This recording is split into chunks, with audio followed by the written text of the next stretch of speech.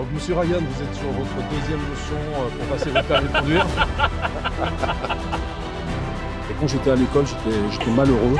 J'avais pas envie d'entendre ce que les instituteurs et autres voulaient m'apprendre parce que pour moi c'était complètement décalé.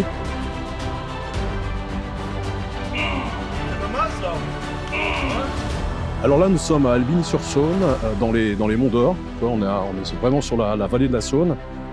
Et c'est là où je suis né, c'est là où j'ai grandi. Et c'est là où je dirais je me suis inspiré de la vie de l'homme que je suis aujourd'hui.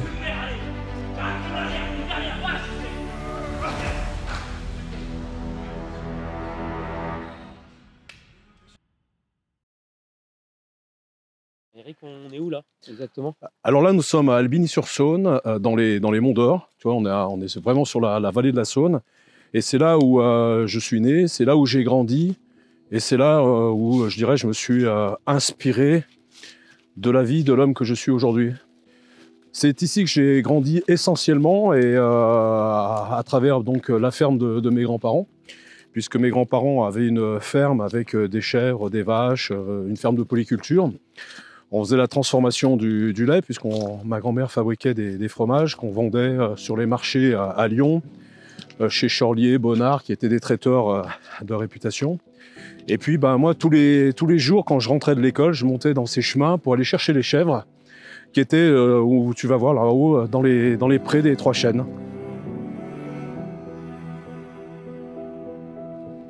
Et du coup, tu as travaillé dans la ferme agricole de tes grands-parents, c'est ça? J'ai plus que travaillé, j'y ai vraiment vécu jusqu'à l'âge de 19 ans, jusqu'à ce que je parte au service militaire. Je ne vivais que pour ça en fait. Je voulais vraiment reprendre l'exploitation de mes grands-parents. C'était la seule chose qui m'intéressait, rien d'autre. Et puis, quand je suis rentré du service militaire, je me suis rendu compte pendant cette année que j'étais fait pour autre chose, que j'avais probablement d'autres envies, que j'étais un chef né puisque j'arrivais à commander et diriger les autres sans avoir de galon, puisque j'avais refusé d'être gradé. Et c'est là où ma vie a complètement changé et basculé en fait. J'ai énormément vécu avec mes grands-parents en fait. Mon père était souvent en déplacement, ma mère travaillait de nuit, et moi j'ai toujours été un enfant sauvage un petit peu, qui ne pensait qu'à une chose, c'est me retrouver avec les animaux, avec mon grand-père. Je rêvais de ça. Et quand j'étais à l'école, j'étais malheureux et j'avais pas envie d'entendre ce que les instituteurs et autres voulaient m'apprendre parce que pour moi c'était complètement décalé par rapport à la vie que je vivais ici à la ferme. Et effectivement, quand tu vois tes grands-parents qui t'expriment l'amour de la nature, le respect des animaux, le goût de l'effort et du travail, le partage, les vraies valeurs terriennes en fait, effectivement c'est quelque chose qui m'a poursuivi toute ma vie et qui a été pour moi mon énergie principale. Et je dirais que tout ce que j'ai fait d'ailleurs dans ma vie, y compris le nom de mon entreprise des Trois Chênes, est issu de ces racines. Nous, on était des enfants, j'avais 10 ans, je travaillais comme un adulte à l'époque. On n'était pas en train de dire on exploite les enfants, etc. Oui, j'étais tellement fier d'aider mon grand-père.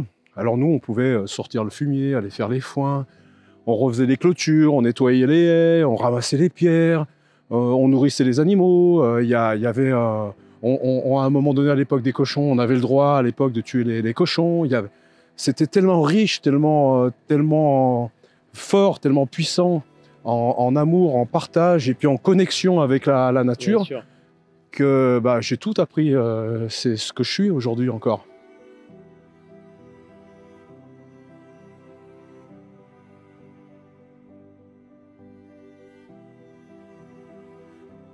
Tu n'as pas voulu reprendre le projet noble de l'exploitation agricole de tes grands-parents. Qu'est-ce qui t'a poussé à te lancer dans un défi, on va dire, monstrueux, qui est celui d'aller conquérir, entre guillemets, le monde sans avoir aucun diplôme? Aujourd'hui, quand on regarde le système dans lequel on vit, il est inconcevable de travailler sans avoir un diplôme. À l'époque, donc, j'ai postulé dans de nombreuses annonces et j'ai eu la chance d'être convoqué pour un test pour entrer aux assurances dans les AGF. Et je me suis présenté, on était une cinquantaine de personnes et il y avait une quarantaine de questions. Je le raconte souvent parce que c'est très important pour la question que tu viens de me poser. Et dans ces 40 questions, j'ai dû répondre à 2 questions. Les autres, j'ai rien compris. Je comprenais même pas le sens des questions. Et il y avait une question d'ailleurs parmi celles-ci, c'était qu'est-ce qu'un gastéropode en connaissance générale? Un gastéropode, je me dis c'est quoi ce truc, c'est impressionnant. Et j'ai rendu ma copie au bout de 2 minutes. Et puis je me suis assis pour voir un peu comment les choses allaient se passer. Et puis à un moment donné, le directeur sort de son bureau, va demander au gars qui surveillait comment ça se passait, et puis il explique qu'effectivement j'avais rendu ma copie, que j'étais là, que c'était bizarre, etc. Et le directeur me demande de venir dans son bureau.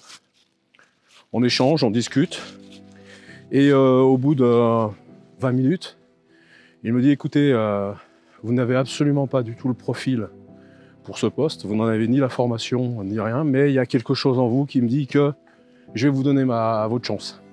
En fait, la chose qui nous a rapprochés au départ, c'est que lui, il était dans les fusiliers marins et moi, j'avais été dans les parachutistes, les paracommandos. Et c'est quelque chose qui, au départ, nous a un peu raccrochés. On a discuté et puis il m'a donné ma chance. Et le fait que cet homme me donne ma chance, je pouvais mourir pour lui, quoi, en fait, parce qu'il m'avait donné la chance de pouvoir rentrer dans un job que je ne connaissais pas. Ouais, c'est clair. Et très vite, mes aptitudes naturelles de bosseur, de travailleur, etc. ont fait la différence avec les autres et je suis devenu très rapidement parmi les meilleurs vendeurs des AGF. Donc tu vois, on arrivait, on prenait la barrière, on l'ouvrait, comme ça, tout simplement. Hop.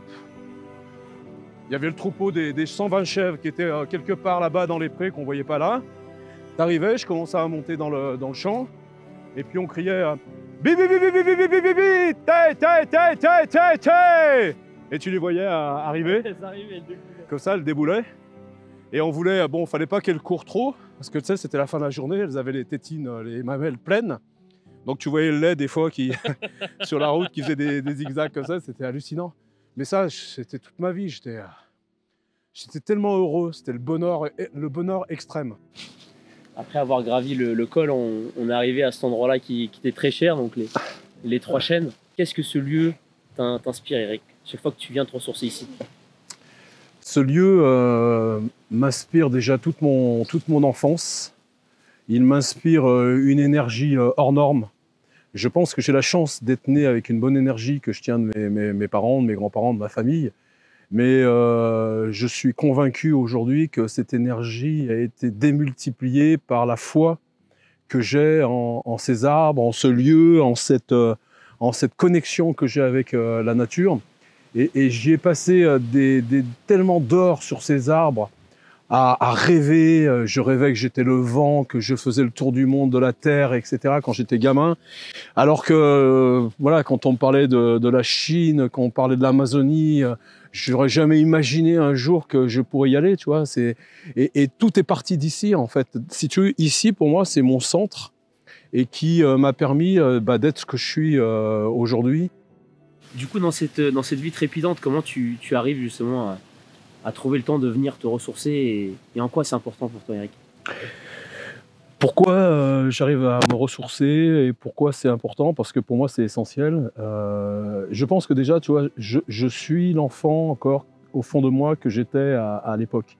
L'enfant qui venait ici jouer, méditer, être des fois arrogant, etc. Et quelque part, même aujourd'hui en tant qu'homme, je me donne le droit de me tromper, je me donne le droit d'être traître, d'être lâche, d'être faible, d'être fort, peu importe, tu vois, je suis moi. Et j'ai besoin, pour pouvoir rester moi, de revenir me connecter ici très très régulièrement. Et donc je trouve toujours un moment et le temps.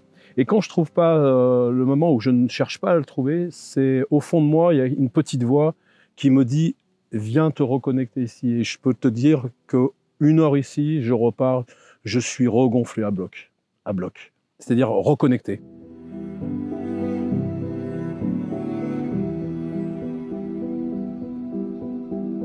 Comment tu t'es rapproché du monde de la musculation, sachant que tu viens d'une exploitation agricole qui demande beaucoup d'efforts, beaucoup d'investissements et beaucoup de courage? Qu'est-ce qui a fait que tu t'es rapproché de ce milieu-là? Écoute, la réponse est extrêmement simple. Quand j'étais à la ferme, je bossais 80 heures par semaine.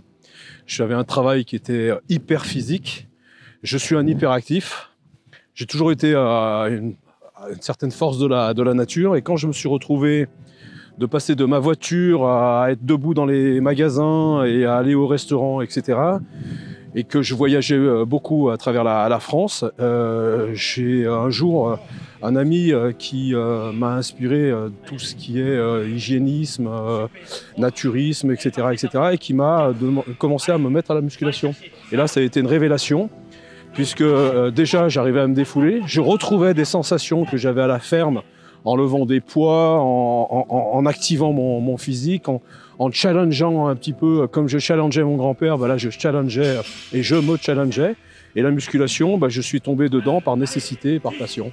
11, 12, va aller chercher, 13, 14, 15, encore 5, y'a rien, 1, allez, 2, 3, super, allez, 4, une dernière, va la chercher, yes, super.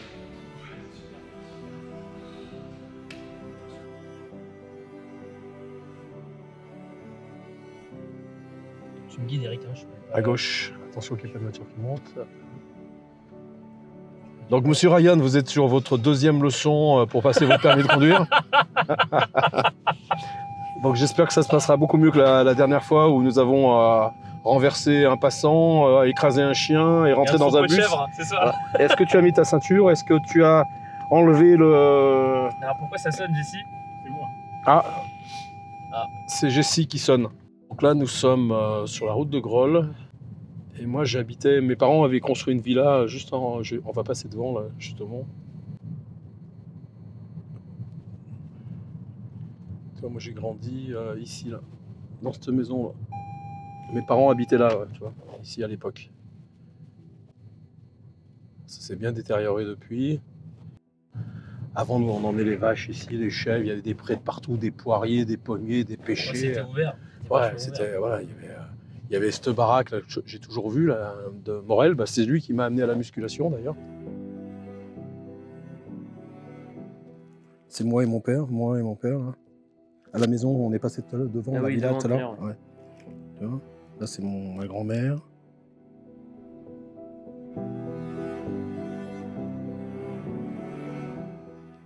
Là, mon deuxième, l'aîné. Tu vois, il y a les pots de chèvre. Ah oui, donc on est... On était dedans.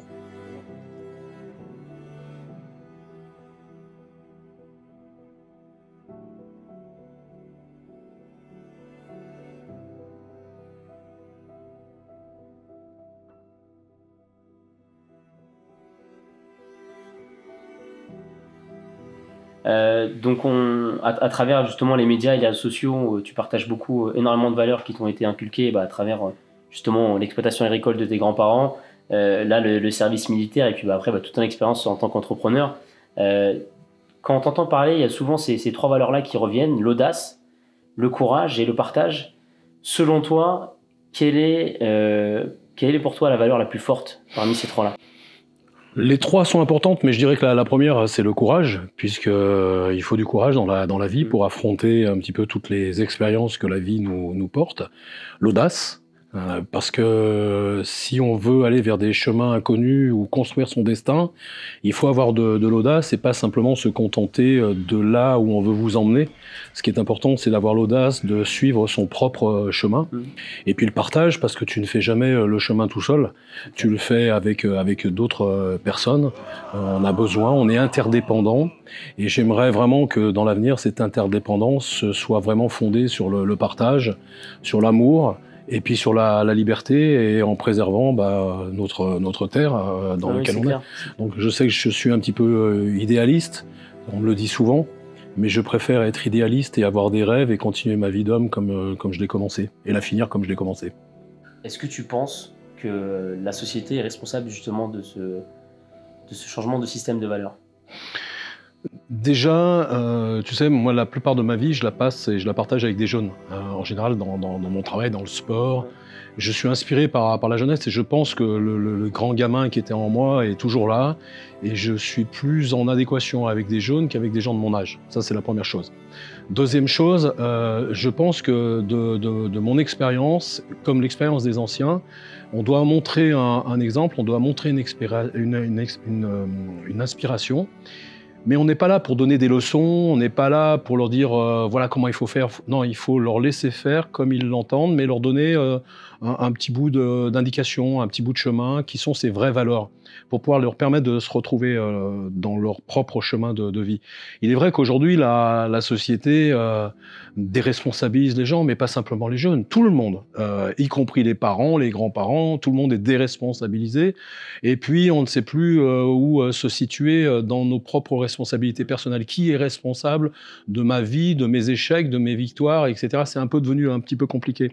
Donc, je pense qu'à un moment donné, effectivement, on se doit pas de rentrer dans un conflit de génération, puisque c'est inutile. Au contraire, on doit s'adapter les uns aux autres pour pouvoir essayer de grandir de manière bienveillante les uns avec les autres. Donc ça, c'est la première chose. Et puis, loin de moi l'envie de donner des leçons. J'ai pas envie de faire le prof, j'ai toujours détesté les profs, c'est pas à moi aujourd'hui qui vais faire le prof, mais au contraire, dire regardez un petit mec comme vous qui est parti de rien et qui a essayé de construire sa vie le mieux possible à partir de ses valeurs. Donc moi j'essaye d'inspirer les gens et puis sans me prendre au sérieux, des fois en jouant même de la dérision. J'adore rigoler, j'adore se moquer de moi même, des fois ça me dérange pas. Les gens quand ils me voient, ils ont l'impression que je suis quelqu'un de très dur, très rigide, mais je suis tout l'inverse de ça. Je suis un mec qui est heureux de vivre. Et j'aime la plaisanterie, j'aime m'amuser, j'aime partager tout ce qui fait partie des valeurs de la vie. D'ailleurs, je vais te montrer un truc. J'adore dans des endroits où je vais, des fois, je vois des petites choses, et puis de là, je brode une histoire complètement débile et tout, et ça m'amuse. Et c'est pas pour faire de la mégalo ou quoi que ce soit, mais toi, j'aime bien, par exemple, ici, c'était à Dubaï, dans la salle de sport d'un de mes amis, ils avaient un gros Hulk, bah, je l'ai transformé même en publicité, un truc comme ça, pour s'amuser. Ou au salon, au FIBO, avec mes athlètes, mes amis, on s'amuse, on prend une photo, on la fige, et puis on en fait quelque chose d'un peu marrant, un peu sympa. Voilà, bref, c'est pour résumer, la vie, elle doit être vécue sérieusement, mais sans se prendre au sérieux. Voilà. Le message que j'aurais à faire passer en tous les cas. Et puis éclatez-vous. Et puis des rêves, ayez des rêves, c'est important. On interdit presque aux gens de rêver aujourd'hui, en dehors sur la toile. Le rêve, il est dans la vraie vie, il est dans les étoiles, il est dans le ciel, il est dans les éléments autour de nous. Et c'est se reconnecter avec ça qui est important. Alors Eric, je te laisse du coup déballer ce cadeau.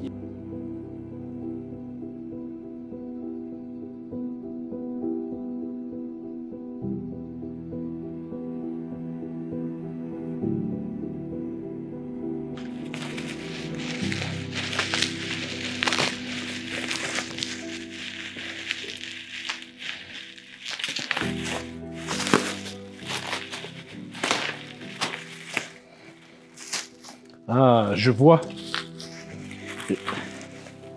Je vois ce qu'il en est. Et je vais te dire quelque chose. Dans cette période-là de Édouard Kawak, Édouard était persuadé qu'il allait être le nouveau Rambo du cinéma. Franchement, cette photo, il me l'avait montrée à multiples reprises. Et il était dans sa... Allez, c'est magnifique. Tu sais quoi, je suis vraiment super content.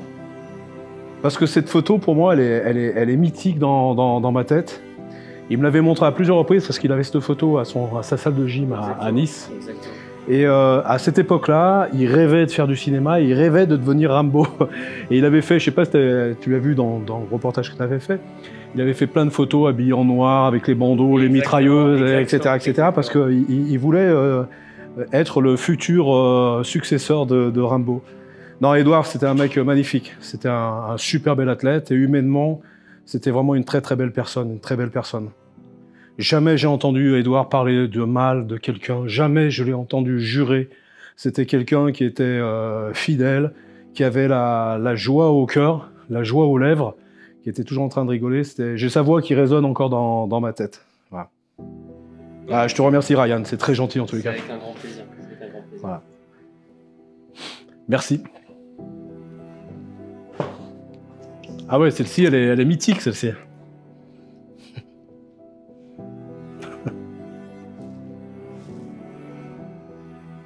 Ouais. Sacré athlète hein, quand même. Hein. Énorme, énorme. Et il était puissant, hein, je te le dis. Hein. Ouais, Ah, magnifique.